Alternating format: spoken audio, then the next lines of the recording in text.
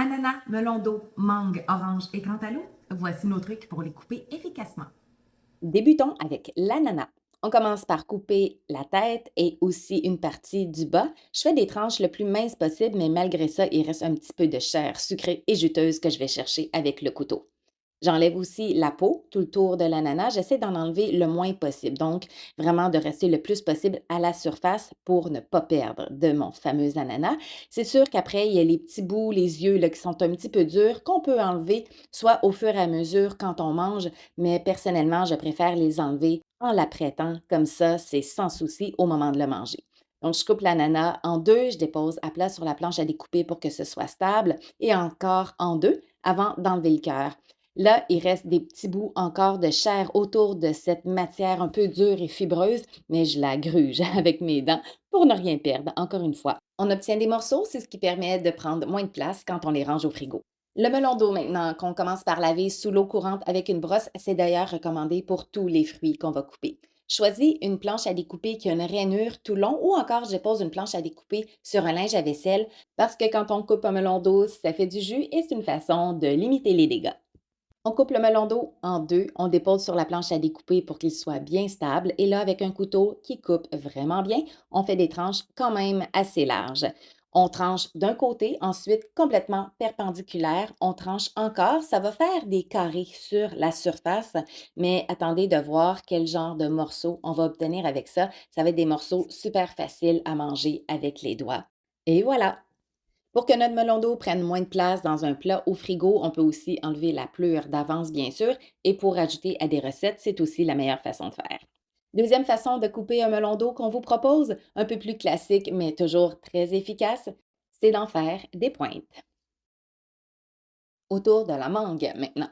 Après l'avoir lavé, on la place devant nous pour avoir le noyau à la verticale. Avec un couteau très tranchant, idéalement, on vient couper le plus près possible du noyau. Ça va nous permettre d'obtenir là, des morceaux de mangue bien charnus.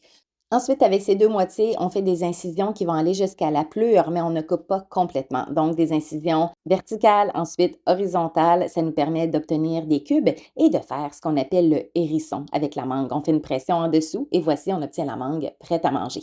Bien sûr, on veut récupérer toute la chair juteuse et sucrée de la mangue. Donc, avec le couteau, on vient vraiment là, contourner le noyau pour tout récupérer et on peut même finir en grignotant avec les dents. L'orange maintenant. Quand on veut la manger en quartier et qu'il faut d'abord la peler, j'aime faire une petite incision avec un couteau pour venir donner là, une place à ma cuillère pour soulever le dessus. Ça me permet de le faire efficacement sans venir rentrer dans la chair puis faire du jus partout et me coller les doigts. Avec la cuillère, encore une fois à l'envers, je viens la glisser entre la pelure et la chair de l'orange. Ça aide à soulever la pelure sans dégâts vraiment efficacement pour obtenir les quartiers qu'on aime tant grignoter. Deuxième proposition, on coupe l'orange en deux, mais on garde la pelure cette fois-là, donc on l'a lavé avant de se faire. On coupe à la verticale et ensuite on fait des demi-rondelles avec notre couteau. Ça permet de manger l'orange telle quelle avec les mains. Troisième manière, encore une fois avec l'orange qui est coupée en deux, on coupe dans l'autre sens et cette fois-là, c'est plus une forme de petit bateau qu'on va obtenir, mais tout aussi agréable à manger. On poursuit avec le cantaloupe. C'est particulièrement important de laver tous les fruits de la famille des melons. Comme avec le melon d'eau, j'aime la planche à découper qui a une rainure parce que ça fait du jus quand on le coupe. Une fois coupé en deux, je vide le centre à l'aide d'une cuillère parce que on la mange pas cette partie-là.